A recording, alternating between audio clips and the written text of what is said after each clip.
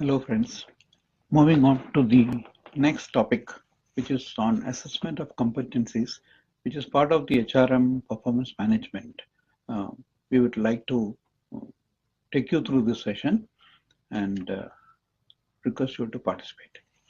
Uh, as a brief introduction, my name is Paul. I've been a banking professional as well as an HR practitioner for a very long time. I worked in 4 organizations and presently I'm with the Suryodaya Small Finance Bank. The first question which comes up in assessment of competency is, what is competency? So competency is nothing but the ability to do something successfully or efficiently. And that is what we mean by competency.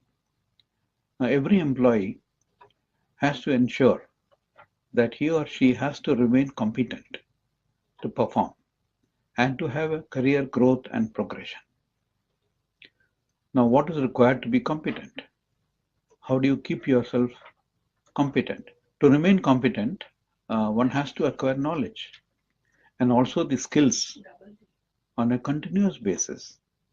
And this should happen through a process which is known as LURE, which is nothing but learning, unlearning, and relearning. Now, whatever knowledge or skills that we have acquired already may not help us in the times to come. And if you look at knowledge, knowledge is something like a medicine. Now, you know, any medicine that you have to buy from a chemist, it will have an expiry date. Plus, sometimes the medicine we get may not be what we are supposed to buy because there is an error in looking at it differently. Same thing happens to knowledge. You should have the appropriate knowledge for a particular competency. And not only that, whatever knowledge we have, it should be updated. And this is done through a process in human behavior, which is known as LURE, which is nothing but continuously unlearning what you have learned so that we relearn what is required today. Now, past experience alone does not ensure future success. Something like we look at a mutual fund investment, which says that as a rider, it says that the past performance of the fund will not guarantee the same kind of performance because it is all determined by market conditions.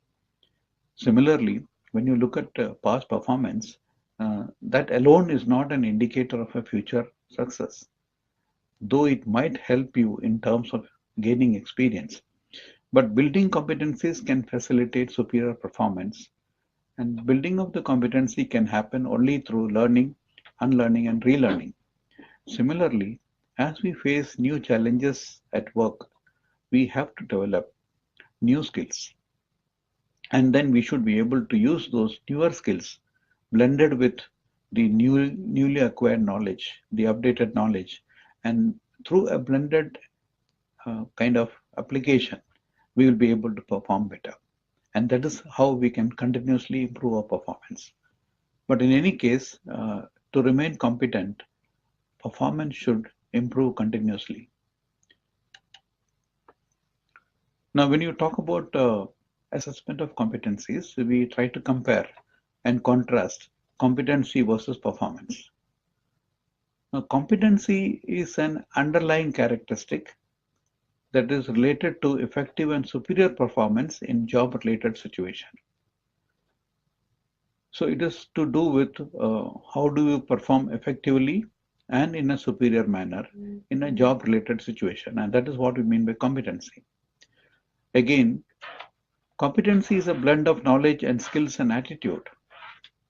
If you look at competency, we can look at a triangle in which there are 3 sides where there would be the one side which is known as the knowledge, the other one would be skills, and then attitude. Now, generally we say that this particular triangle should be an equilateral triangle where all the 3 sides should be equal. But as we progress and we go through a change, usually you will find that we are able to improve the knowledge, so that side goes up, and also the skills development do happen, either due to the work situation or as a learning exercise. So that side also will get lengthened. But what is very important is to match the attitude so that the triangle continues to be an equilateral triangle. However, if there is a right blend of knowledge, skills, and attitude, then we say that competency is also developing. Through learning and development, these can be improved to improve the performance in a job. So when it comes to performance on the job, competency is a prerequisite.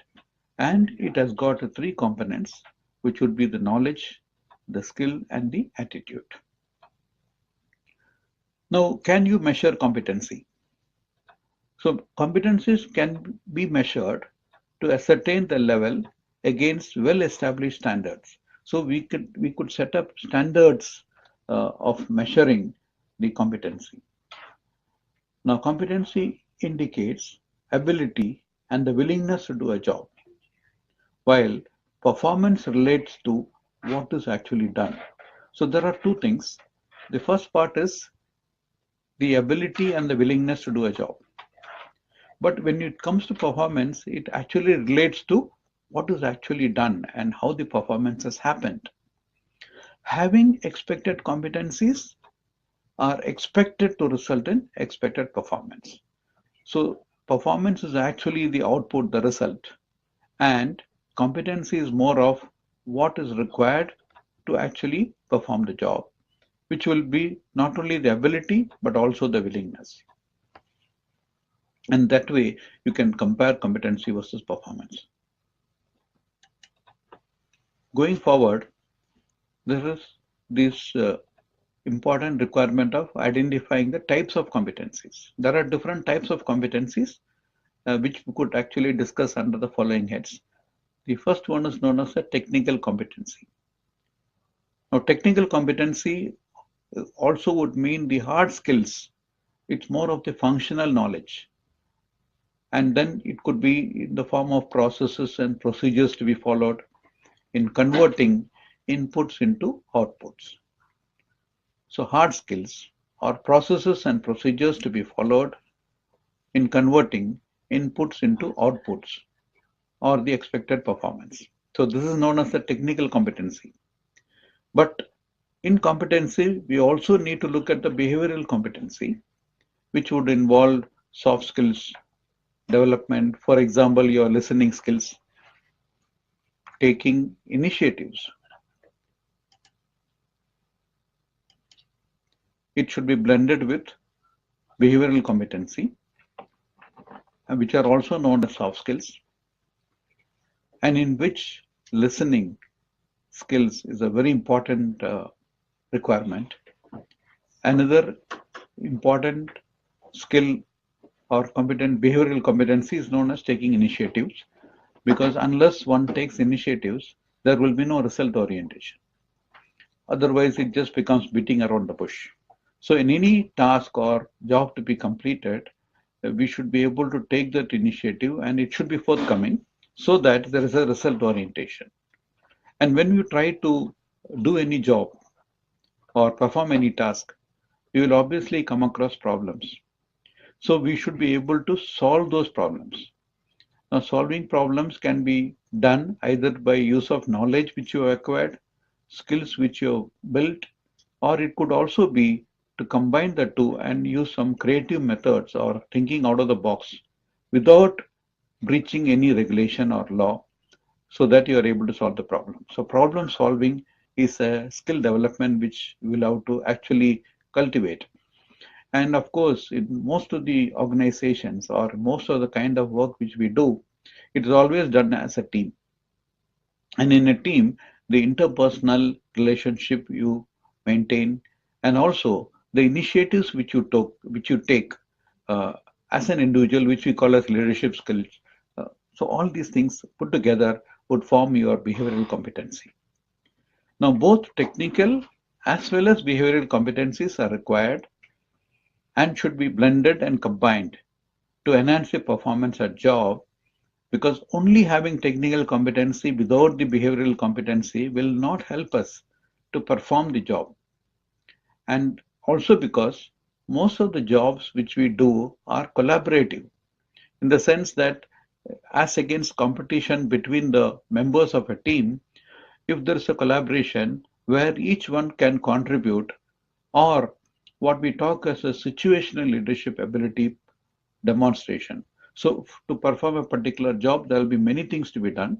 Some of them would be able to do some of those things. So they take the initiative for that. The others who can contribute in terms of doing some other kind of an activity which will enhance the performance will have to perform that role. And together as a team, by creating synergy and through a teamwork, which requires very good communication skills to interact with each other, to synergize with each other, and also uh, the team player abilities, to be able to work as a team. That is what we mean by collaboration. And through that collaborative approach, if it is performed as a team, then it will absolutely result in a better performance. And today, in most of the organizations where we work, the kind of job which we do, it is highly demanded that we work as a team, and teamwork will demand both abilities, technical as well as behavioral, to create results. Because ultimately, the objective is to create results, and that is what you mean by performance. And that can only be counted as performance when you are able to bring the results. So therefore, we say that, again, going back to that important definition of competency, it involves two types of competencies, technical as well as behavioral, and the two competencies will have to be blended. And when you blend that, it creates that kind of result-oriented performance, which can be counted as performance. So the objective is to achieve the performance using the competencies, which would be a combination of technical as well as behavioral. Now, going forward, we would like to look at the definition or the description of competency. Now, behavioral scientists and HR practitioners have listed out expected competencies for different accomplishments. Probably it could be a different set of competencies for an activity like financial services, or it could be something slightly different for a manufacturing activity. However, as a general prescription or as a generic approach, we could talk of different competencies like this description, which are required, or elements of the competency, one of which is the drive, which is the motivation to pursue a goal. Now, unless we have the drive to pursue a goal, we'll be just beating around the bush, and we will not have any result-oriented performance.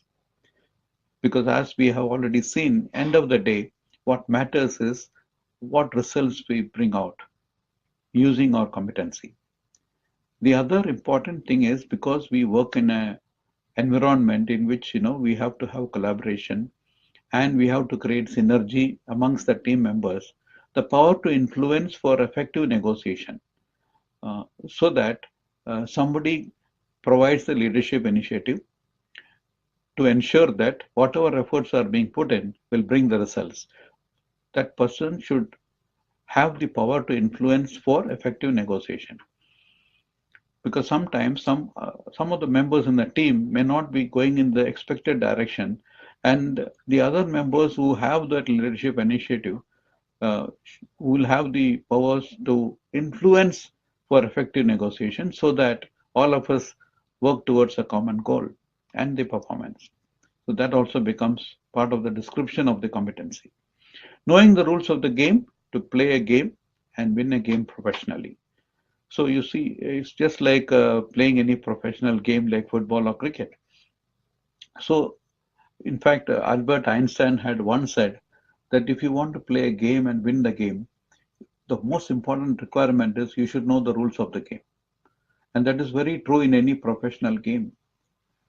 So we should know the rules of the game so that you will follow the rules and you will be able to achieve the results.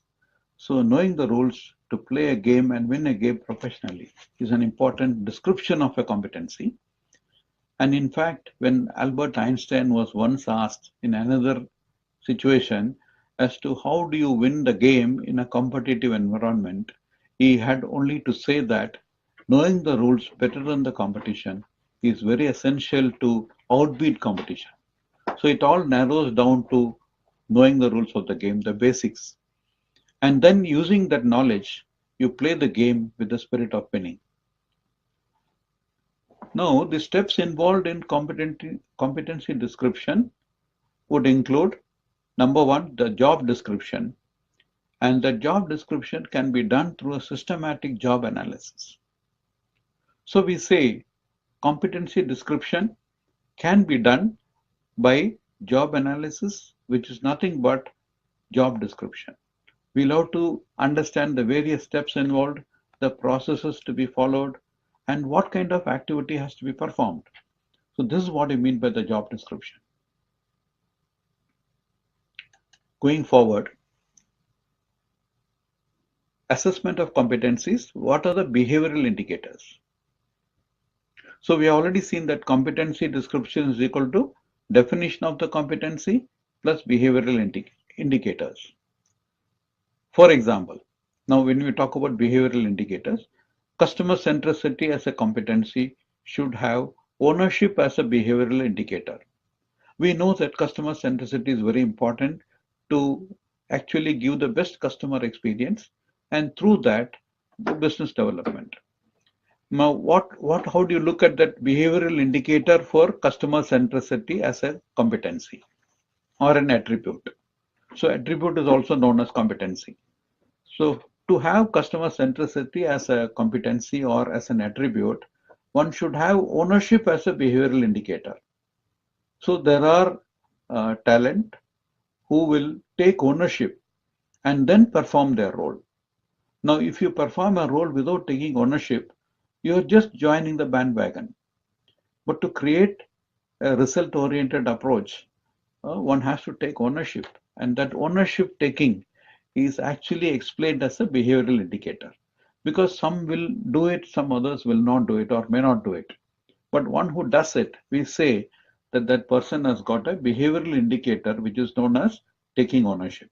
And that taking ownership as a behavioral indicator is very essential in an attribute like or in a competency like customer centricity. Another example would be adaptability as a competency. Should have among many indicators the following behavioral indicators. Now we say that to survive in today's changing world and changing environment and market dynamics, you have to be adaptable. So how do you look at that competency? What are the behavioral indicators which will show or prove that there is this competency of adaptability? So some of the behavioral indicators would be that such a person will be able to adapt to changes quickly and easily. So being able to quickly adapt to the changes quickly and easily is a behavioral indicator of adaptability. The next behavioral indicator, which we can look at as an example for adaptability, is that showing willingness to learn new methods. Now, there are some of us who will probably not show that willingness to learn new methods, but there would be others who would come forward, take initiative to learn new methods. So, showing that behavioral indicator of willingness to learn new methods is a very important indicator of adaptability, because one who does that proactively and willingly will be able to quickly adapt to the new situation as compared to somebody who does not show the willingness. Another very important requirement in the dynamics of adapting is that shifting strategy in response to the demands of a situation. So it is not doing it for the sake of doing it. Now there is a demand which will require a response, that you have to shift the strategy. So we have been following one style so far.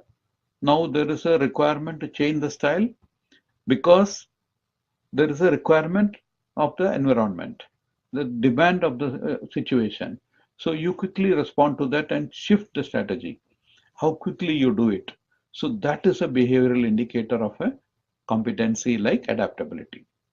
Now, unless we adapt to the changes, unless we adapt to the market dynamics of the environment, it is very difficult to survive or to prosper in today's environment, business environment. It is very important even in financial services that we are able to adapt to the requirements of the market and to the expectations of the customer. It may be by uh, changing the place where you do business. It could be changing the style in which you do business. It could be like using more technology so that the processes are speeded up, using other kind of tools which will help us to serve the customer better and give the customer an experience. So what is actually looked at as a behavioral indicator is how quickly we are able to change and how easily we are able to change, whether we try to resist that change to be able to change. And also we look at the willingness to learn new methods. Now, once you are willing to learn, you are able to learn. But if you are not willing to learn, even if the best of tools are given to you, you will not be able to learn those new methods. And another very important aspect from a strategy perspective is shifting the strategy in response to the demands of the situation, but not just by looking at somebody and doing it. So there is a situation in which we are working or doing our job. Now the situation has changed and the situation demands that we should change the strategy and how quickly we do that. So that is a behavior. And if you see that behavior in somebody, then we say that there is a behavioral indicator of a particular competency. It could be like customer centricity or adaptability. So I hope that that example which we have given in terms of customer centricity as well as adaptability as to what is a behavioral indicator would have helped you to understand and appreciate what is actually required of that. Now, when you look at competencies, we also look at what is known as the competency levels. We can look at some standards of measuring the levels of the competency. Now, a common competency may be required at different levels for different jobs. So depending on the level of the job, the degree of the job or the difficulty level of the job, you may have to acquire new competencies. For example, when somebody is working in a particular role and then gets elevated as a supervisor, the competency requirements also will move up or it will change. So there are different levels of competencies for different jobs or in the nature of the job. The level of competency may be at different levels depending upon the job also. For example, in banking, if you take an example, you're serving the uh, domestic customers, so you require a certain level of competency, which is again a combination of knowledge, skills, and attitude. But now, tomorrow, you start serving a customer who is living out of India. So you need to develop different levels of competency. It is the same job. We are doing service to a customer in the same financial services, but because the requirements of the job would be different, the levels of competency also will have to be different. Again, if you look at the life cycle of an employee, the levels could be at entry level, somebody who has just joined, then it would be fully effective level where somebody has already gained experience and then has to move into the next level. And then, of course, when you look at a future perspective, we also talk about the stretch or mastery level because somebody gets elevated into a senior management position or the role becomes so rich that you have to manage so many different types of activities, which we call as a stretch. So within the given time, you will have to do more than one type of job, or you have to supervise different levels of job. So for all this, you require different competencies. It could be in terms of knowledge. That depends on the levels at which performance is expected. Now, progression of competency could be at the following levels. We also talk about how the competency can progress. So it again depends on what kind of job you do, what kind of responsibilities we have. So it is behavioral scientists have classified the competency levels into four categories. The first category is known as somebody who is unconsciously incompetent. This is a very interesting part of the competency analysis or the levels. So when you say unconsciously incompetent, it would generally happen at the entry level when somebody has just joins a job or on kind of transfer or elevation is going to a different job and is basically at the entry level. Now it is said that when you do not know what you do not know, you do not know what you do not know, then you are in a level which is known as unconsciously incompetent. Now, this is actually a high risk situation because at this stage, you can commit big mistakes, you can commit a blunder, which can result in very, very bad consequences. So, uh, if you are in that state, it is always very dangerous. But generally, because all human beings have basic intelligence, common sense, when you join an organization, you have to quickly move into the second level, which is much, much better than the first level, and that is known as consciously incompetent. And this is a stage when you realize what you do not know, or you realize that I do not know this job, and which is always good because once you realize that you are not aware of how to do it or what you have to do, you will now put in efforts to understand how to do the job and what all you need to do the job. So the knowledge part and what kind of skills are required. So you start realizing that, which is always better than not knowing what you do not know. So this is second level of competency. So this will also prompt you or rather provoke you to ask questions to understand so that you will be able to job much better. And then as you learn the ropes, you will learn how to do the job. You get to have the knowledge part of it, and you also develop the skills to do it. Then you can safely move into the third stage or third level in competency, which we call as being consciously competent. So knows what one needs to know and performs as expected and meeting expectations. So as an organization, they would have told us what we are supposed to do, what kind of key result areas we have to achieve. So this is known as meeting expectations. So you are now reaching a stage when you know what you have to know, the knowledge part, and you have also developed the skills to perform the job. And as per the expected ways and lines, you are able to meet the expectations. So this stage in the competency or level in the competency is known as being consciously competent. So what happens in the life cycle is you may start with being unconsciously incompetent. Then you will quickly move into consciously incompetent, which is much better because you realize what you need to know and how to do the job. And it is always better than being unconsciously incompetent. Then as we go on, you learn the ropes very well, you get the knowledge, you develop the skills, and you're able to perform as expected or meeting the expectations. So this third level is known as being consciously competent. And then there is something beyond this, which is actually known as unconsciously competent stage or level. Now, this is also known as the mastery or expert level of performance because you start liking what you are doing, you develop a passion for the kind of performance which you need to actually bring out, and you perform this effortlessly and stylishly. It happens more out of your passion, more out of your flair, and your deep involvement in the entire exercise.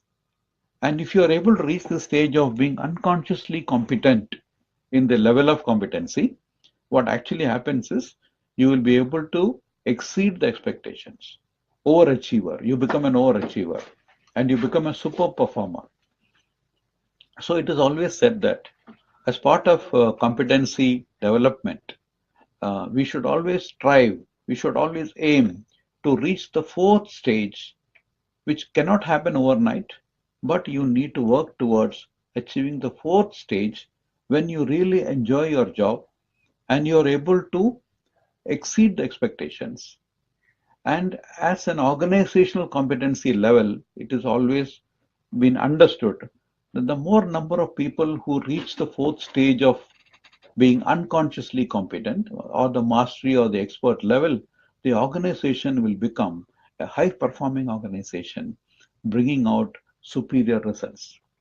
So that's the kind of level we need to aim at to reach the fourth stage. And I wish that all of us will work towards this. Now, the next part of the discussion is about competency mapping. So what do we understand by competency mapping? It's what we're going to discuss.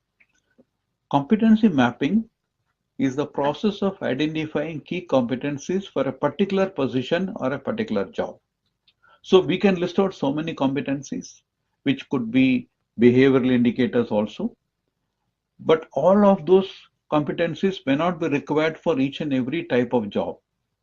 So in competency mapping, what we do is we list out all the competencies, expected competencies, and then we also list out what is the kind of particular position or job which we have to look at. And then we do a kind of a mapping where we try to mention that this particular job requires the following competencies. It may not be all the competencies, but some of them.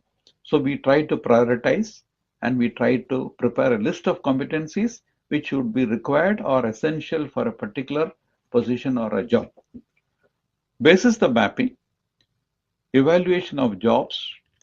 So once you understood for this job what are the competencies, then we will be able to evaluate the job and we can do the hiring or recruitment to identify talent who will be able to meet those expectations or have those attributes or those competencies. Also, tomorrow when you do the training need analysis, again we have to understand, depending on the type of role, what are the competencies and how to help the talent to develop those competencies through various learning methods. Skill development requirements is also part of the learning and development. So all these things can be identified and we can focus and we can create interventions which will help the talent to develop those competencies so that the performance will be much better. Now, identifying required competencies for a particular job or task can help identify the right talent and further develop such talent to enhance the performance and help to identify right talent with potential. So during this exercise of mapping and actually doing the talent management part, we'll be able to also identify the potential to promote and induce better performance and provide the platform to identify talent, demonstrate the continuous improvement.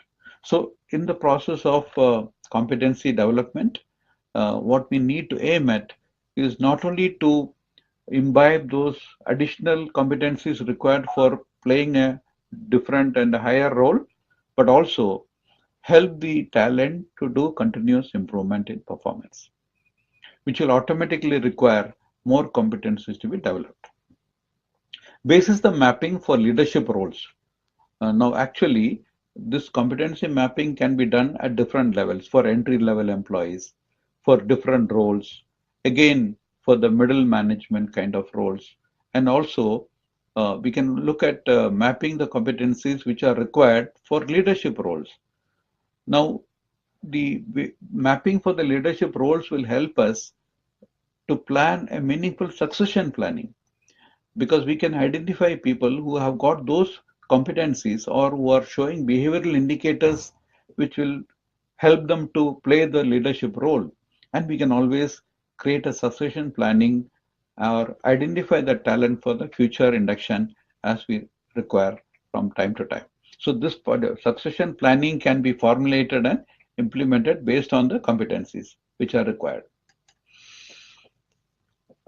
Now, competency mapping holds the key to success of the performance management in an organization. It helps to set the key result areas. We know that in performance management, one important element is the KRA formulation. So we'll have to define the KRAs for all the talent.